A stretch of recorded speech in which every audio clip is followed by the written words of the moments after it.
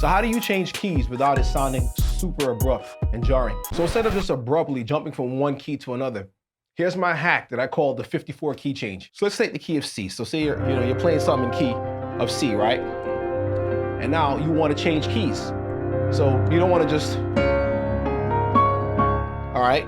So here's the hack. What we're gonna do is take the 4 in our right hand and the 5 in our left hand, or the 54, hence the name 54. So we go from here, and the next key, we jump to the 54. 5 in our left hand, 4 in our right hand. So once we do that, we change it now to the 5 chord of that key that we're in.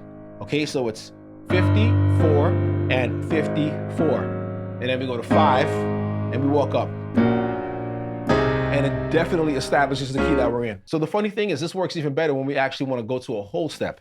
So I'll show you how this works. We're in the key of C, all right? We want to go higher, we want to take it up high.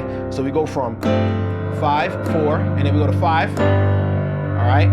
Of the key that we're in, we're still in 5. Now we're going to go to the 5 next key, which is the 6 for the first key.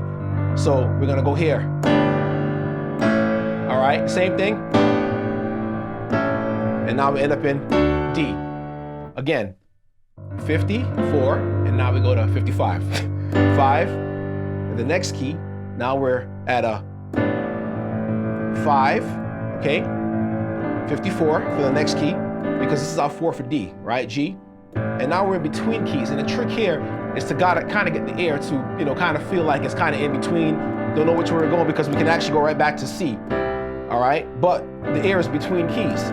So we're telling the ear to now proceed to the next key. And now we can walk up and definitely establish the key that we're in. And this works for all 12 keys. If this has helped you in any way, go download my free guide, What Do Pro Musicians Know That You Don't, over at gospelprogressionsuniversity.com/gospelkeyspro.